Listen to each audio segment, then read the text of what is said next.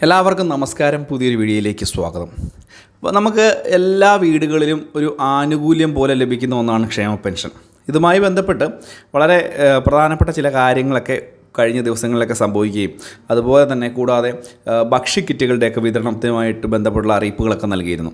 അപ്പോൾ രണ്ട് തരത്തിലുള്ള സംശയങ്ങളൊക്കെയാണ് ഇപ്പോൾ പ്രധാനമായിട്ടും വളരെയധികം ആളുകൾ ചോദിക്കുന്നത്. ഭക്ഷ്യക്കിറ്റ് പിങ്ക് കാർഡ് ഉടമകൾക്ക് ലഭിക്കും, അതുപോലെ നീല കാർഡ് ഉടമകൾക്ക് ലഭിക്കുമെന്ന് ചില സൂചനകൾ കിട്ടുന്നുണ്ട്. അത് ശരിയാണോ എന്നൊക്കെയുള്ള കാര്യങ്ങൾ, കൂടാതെ ക്ഷേമ പെൻഷൻ ഈ മാസം തുക കൂടുതലായിട്ട് ലഭിക്കും എന്നുള്ള അറിയിപ്പുകളൊക്കെ വരുന്നുണ്ടല്ലോ, ഇതെന്താണ് വാസ്തവം എന്നൊക്കെയാണ് പലരും ചോദിക്കുന്നത്.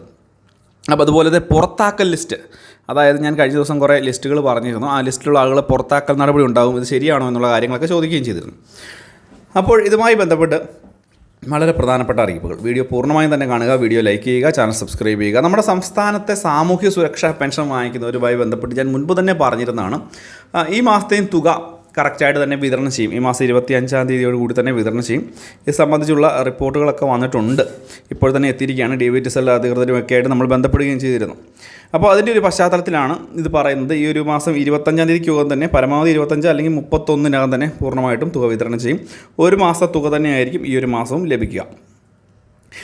മാത്രവുമല്ല, ഈ തുക ഈ ഒരു പദ്ധതി, ക്ഷേമ പെൻഷൻ പദ്ധതിയിൽ നിന്ന് പുറത്താക്കുന്ന ആളുകളുടെ ഒരു ലിസ്റ്റ് വന്നിരുന്നല്ലോ, ഇത് കറക്റ്റാണോ എന്നുള്ളൊരു കാര്യം.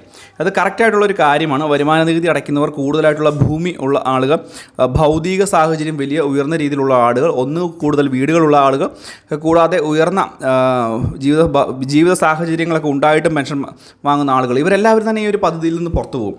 അതിലൊന്നും യാതൊരു സംശയവും വേണ്ട എന്നുള്ളൊരു കാര്യം പൊതുജനങ്ങളൊന്ന് പ്രത്യേകം മനസ്സിലാക്കുക. ഇപ്പോൾ പണം കണ്ടെത്തുന്നതിന് തന്നെ സർക്കാർ വലിയ രീതിയിൽ ബുദ്ധിമുട്ടുന്നുണ്ട്. അതുകൊണ്ട് തന്നെ അനർഹരായിട്ടുള്ള ആളുകളെ പരമാവധി പുറത്താക്കി അർഹതയുള്ള ആളുകളിലേക്ക് മാത്രം പദ്ധതി എത്തിക്കുകയാണ് എന്നുണ്ടെങ്കിൽ ഒരുപക്ഷെ വലിയൊരു ശതമാനം തുക കുറയുവാനുമൊക്കെയുള്ള സാധ്യതയുണ്ട്. അപ്പോൾ ഈ 1600 എന്നുള്ള 1700, 1800 രൂപയ്ക്ക് ആക്കി വിതരണം ചെയ്യുവാൻ സാധിക്കും. ഈ ഒരു കാര്യം ഒന്ന് മനസ്സിലാക്കുക. ഇത് കൂടാതെ തന്നെയാണ് സൗജന്യ ഭക്ഷ്യക്കിറ്റ് ഓണത്തിന് വിതരണം ചെയ്യുന്നുണ്ടല്ലോ, അത് എല്ലാ കാർഡ് ഉടമകൾക്കും കിട്ടുമെന്ന് പലരും പറയുന്നു. ഇതിൻ്റെ വാസ്തവം എന്താണ് എന്നുള്ള കാര്യം ശ്രദ്ധിക്കുക. മുൻപ് തന്നെ പറഞ്ഞിരുന്നതാണ്. നമ്മുടെ ഭക്ഷ്യമന്ത്രി GR അനിൽ തന്നെയാണ് ഈ ഒരു കാര്യം അറിയിച്ചിരിക്കുന്നത്.